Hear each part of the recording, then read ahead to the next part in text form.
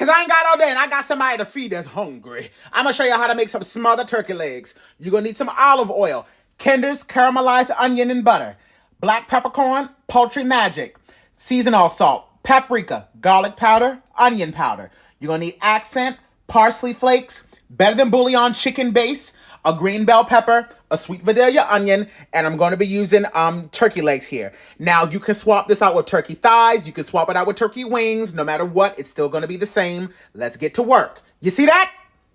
You see that? You see that? Don't you ask me for no damn ingredient list. Come on. All right, now after you've gone and washed off your turkey legs, I want you to take a really nice sharp knife, and I want you to just do some, look how I cut in there like butter. You're going to do some slits right across the top, just like that. All right, 1, 2, and on the thick side, you do 3. 1, 2, 3. This is going to help make sure that the seasonings and that gravy later on down the line gets in there and everything kind of penetrates through. All right, so as you can see, we got the slits in there. I'm going to throw them in here. Now let's go on ahead and get up these veggies and everything nicely chopped up. Now, the best thing about this type of dish is that, honest to goodness, it really is super easy to make because you throw everything in the same pan, okay? This is a one-pot type of thing. Well, except for the gravy, and I'll show y'all how to do that later on down the line. But for right now, all we are doing is chopping down our onions, getting these nice and chopped up. I hope all of y'all are having a lovely day.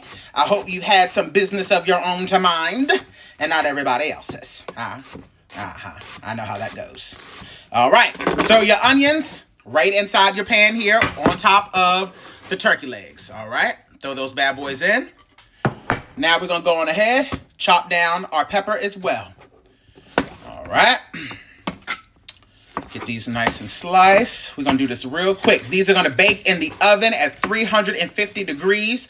I will let you guys know exactly how long it took. Now, I will say the only thing that will make this different as far as cooking goes is if you're using turkey legs versus turkey thighs, of course, because certain cuts of meat are a little bit thicker.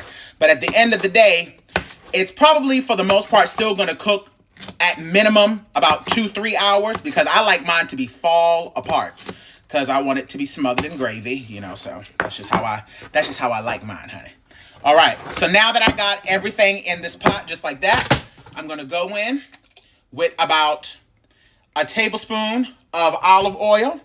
I'm then going to go in with a little bit of seasonal salt. Now, I'm not going to go too heavy with the salt on the meat itself, simply because I will be making a gravy and I don't want it to be overly salted. So just make sure you keep that in mind as you're seasoning, okay? I'm going to go in with a little bit of accent. I'm going to go in with the Chef Poultry Magic. And to be honest, you'll have a really good idea of how salty this is going to be because this is what we're going to do. Once we get this nicely seasoned up, we're going to wrap it up in aluminum foil. It's going to create its own juice. You do not need to add any water to this at all. All of the water that is going to collect into this is going to turn into what? A stock. That is going to be what we're going to use to make our gravy. You understand what I'm saying? So we'll get a pretty good idea of how salty this is, and then that way we'll be able to gauge how much seasoning we need to add to the flour mixture later on. I'm going in with onion powder right now, okay? You can be heavy-handed with the onion powder because that does not have any salt. Then I'm going to go in with a little bit of garlic powder. Don't be too heavy-handed with the garlic powder though, okay? Alrighty. Then I'm going to go in with some paprika because black people, we add paprika to every damn thing, okay? It don't add not near a bit of flavor, at least not regular paprika. Okay, and then I'm going to go in with the Kinder's caramelized onion butter. This is a brand new bottle. It's all right. I'm going to go in with a little bit of this right across the top. And now I'm going to go grab me some gloves really quick and rub this all down. That right there is what we call seasoned, huh? Seasoned. I'm going to wrap this up in aluminum foil and I'm going to place this in the oven. Like I said, you do not need to add any liquid to this. I'll let y'all know how long this bakes when we come back. I almost forgot to tell y'all, don't forget to put your parsley right on the top. Okay? Put your parsley right on the top, just like that. Okay? There we go. Now go on ahead and put your aluminum foil in it and put it in the oven. All right, y'all, so this has now been in the oven for exactly 2 hours, and as you can see, the meat is completely tender just the way I want it. I am now going to remove all of this liquid in the bottom, and I'm going to separate that out, and then I'll show you what we're going to do with that in a split second. Keep your oven on. This was cooking at 300 for about 2 hours.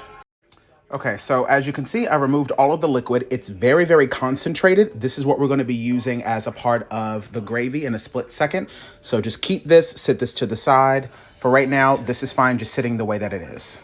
In the cast iron skillet, we're going to add in 6 tablespoons of unsalted butter. I have 1 cup of water here, and to that, I'm going to add in a rounded tablespoon of the roasted chicken base from Better Than Bouillon. So we're going to go ahead and add that in. Do yourself a favor and just make sure that the water's already hot. That way, it'll just dissolve easily. Now, to make sure that you end up with a smooth gravy, while your butter is melting, you want to make sure that you have your ½ cup of flour ready, your stock ready, and the 1 cup of the chicken broth ready. All right, so now that our butter is melted, you're going to go on ahead and add in your ½ cup of your flour, and you want to make sure that you whisk this until it gets nice and smooth. You want to make sure that you allow this to cook for about 3 or 4 minutes because you want to cook off all of that raw flour taste. So just allow this to cook for about 3 or 4 minutes and make sure that you're mixing the entire time so that it does not burn. And you want to make sure that you're keeping an eye on this. We're not making a dark roux, so you don't want this to get too dark. We're really, at this point, really just focusing on cooking off that flour taste. Alrighty, this is looking nice and smooth. So what we're going to do first is we're going to go ahead and add in this stock first and then continue to whisk so that it stays nice and smooth. Keep on whisking, keep on whisking. Look at that beautiful color already. That is seasoned, baby. And this is the reason why I said you want to make sure that you have that 1 cup of stock right there. Because as you can see, this is thickening up very fast and that's going to help thin it out. Now we can go on ahead and add in the 1 cup. There you go. And continue to whisk it until it is nice and smooth. That's what you call a smooth gravy, baby. You hear that? You see that? Look at how smooth this gravy is. Look at how smooth that is.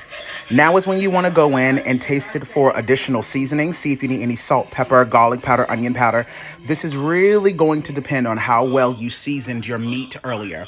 If you season that nicely, you really shouldn't have to add too much, but you can always go in, adjust it, garlic powder, onion powder, a little bit of salt and pepper to your liking. So now that this is looking exactly how we want it, we're going to pour it directly over the top, just like so. My God, on today. Just like that. Okay? Just like that. I'm going to top this off with just a little bit more parsley, and then I'm going to put this back in the oven for an additional maybe about 15-20 minutes. But this is fully done at this point. All right, I'll be back in a minute. Alrighty, folks, and just like that, you have smothered turkey legs. And like I said, you can do this with turkey wings, turkey thighs, whatever you would like. I'm going to do a little...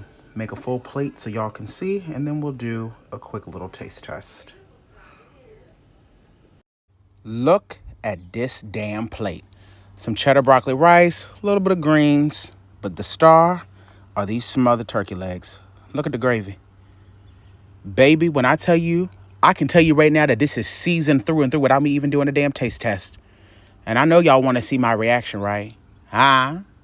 What you say? Huh? Let's go in for a taste test. All right, y'all, come on. Y'all see this plate, right? Some greens, cheddar broccoli rice. But look at that. Look at that. My God. Now, I want y'all to pay close attention. Watch how tender this is. You ready? Ready? Look at that. Look at that. Look how that just came apart. Look at that. My God, it is literally falling apart. It is literally falling apart.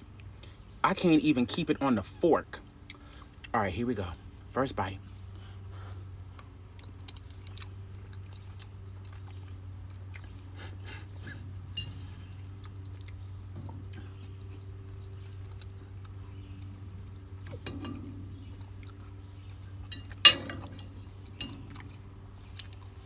I'm gonna tell you something right now. If you don't make this, you a damn fool. Look at how this... I'm gonna tell you something. This gravy right here ain't no damn joke.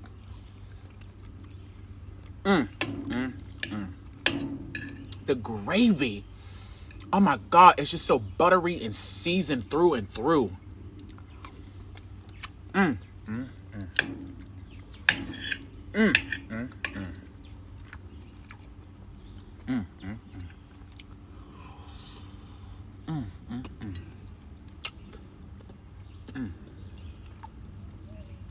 Go and make this, honey. Bye.